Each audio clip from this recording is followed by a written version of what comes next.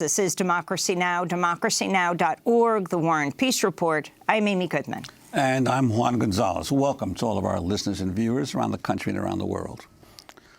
The Trump administration has announced plans to gut the Endangered Species Act, ordering federal agencies to consider economic impacts before listing animals to be protected under the law. The newly proposed guidelines by the Interior Department would allow corporations involved in mining, drilling, or other forms of extraction to proceed with projects that would otherwise be prohibited. Republican President Richard Nixon signed the Endangered Species Act in 1973 to provide a framework to conserve and protect endangered and threatened species and their habitats. The Trump administration's proposed rules are among several recent efforts to weaken the Endangered Species Act. Earlier this month, the Congressional Western Caucus introduced a package of 9 bills to, quote, modernize the ESA. In introducing the legislation, Republican Congressman Don Young of Alaska said, quote, the Endangered Species Act has been weaponized and misused by environmental groups for too long. Meanwhile, in the Senate, Wyoming Republican John Barrasso, chairman of the Senate Committee on Environment and Public Works, also introduced a draft bill to amend the act. This is Barrasso speaking at a hearing last week. Congress last reauthorized the Endangered Species Act with amendments of substance in 1988, 30 years ago. Even the U.S. Constitution has been amended more recently than the Endangered Species Act. Stakeholders are making it clear that the Endangered Species Act can be improved. A major goal of the Endangered Species Act is the recovery of species to the point that protection under the statute is no longer necessary. Since the ESA was signed into law, only 54 out of 2,393 species listed in the U.S. and foreign countries have been delisted because they have recovered. That's less than 3%. Now, as a doctor, if I admit 100 patients to the hospital and only 3 recover enough under my treatment to be discharged, Governor, I would deserve to lose my medical license with numbers like that. House Democrats, along with conservationists, managed to get excluded from Congress's annual defense spending bill policies that would restrict Endangered Species Act protections for certain animals. For more, we're joined by Kieran Suckling. He is executive director, founder of the Center for Biological Diversity, the group that has sued the Trump administration 81 times over the past year and a half. Karen, welcome to Democracy Now!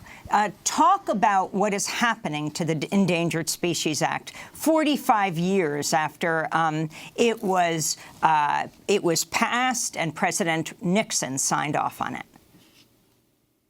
Yeah, the Trump administration's proposal to gut the Endangered Species Act is the most comprehensive, devastating attempt to destroy this law we've seen in this entire time. And this is after Reagan and after the Bushes. It's even worse than that. It's quite extraordinary. Well, and specifically, how would the weakening or gutting of the act work if it went through? Well, it will strip protection entirely for about 60% of all species on the list. And these are the species that are listed as threatened rather than endangered. Currently, they get essentially the same protection as endangered species. Under the Trump proposal, they would get no protection at all. You could continue to kill them. You could continue to destroy their habitat as if they were simply not protected. And how would this issue of taking into account economic impacts work? Yeah, this is really disastrous. The Endangered Species Act is incredibly successful because it requires that all decisions be made solely on the best available science. No politics, no economic concerns. So the Trump administration now wants to say, when deciding whether a species is endangered, a scientific question, you're going to have to take into account economic impacts. Well, economic activity, mining, logging, grazing, is the cause of endangerment. And this is the Endangered Species Act, not the Endangered Mining Industry Act. So it really turns the priority of this very successful law entirely upside down. I want to turn to Richard Nixon speaking in 1970 when he outlined a sweeping plan to protect the environment. 3 years later, he signed the Endangered Species Act. The great question of the 70s is, shall we surrender to our surroundings, or shall we make our peace with nature and begin to make reparations for the damage we have done to our air, to our land, and to our water? So that's Richard Nixon speaking back in the 1970s. I want to go back to Republican Senator John Barrasso of Wyoming, speaking at a hearing for a draft bill to amend the Endangered Species Act. The discussion draft elevates the role of states in partnering with the federal government to implement the Endangered Species Act. It affords states the opportunity to lead wildlife conservation efforts, including through the establishment of recovery teams for listed species and developing and implementing recovery plans. It provides for increased regulatory certainty, so stakeholders are incentivized to enter into voluntary conservation and recovery activities. It increases transparency. It codifies a system for prioritizing species listing petitions, so limited resources flow to the species most in need. Kieran Zuckling, if you can respond to what Republican Senator John Barrasso of Wyoming was saying. Yeah, this is really extraordinary because to get onto the endangered species list, there first has to be a finding that state plans have not worked, that state plans have caused the species to be imperiled. And so now Barrasso wants to have the law say, oh, well, let's put the states whose plans failed in charge of conserving the species. How can that make any sense at all? He wants to do that because he knows the states don't have the money, the infrastructure, and in places like Idaho, Utah, Alaska, they don't have the desire to protect these species. It's the reason they're endangered in the first place, right? We don't turn over implementation of our laws to criminals who've just been found guilty of breaking the law. The state can be a partner of the federal government. The federal government needs to set the standards, provide the funds to get the job done that the states failed to do. And Kieran Zuckling, what's your sense of why the Trump administration is making this such a priority? I mean, President Trump is not exactly known as a guy who has a lot of concern about what's going on with nature or with the open spaces of America. He's a real estate developer. So why do you think he has moved so aggressively on this front? Well, he's being strongly influenced by right-wing Republican congressmen, but especially those from the western states where so much logging, mining, grazing, oil drilling, coal mining is taking place on public lands. And there's this right-wing agenda to allow our public lands to be turned over to industry groups.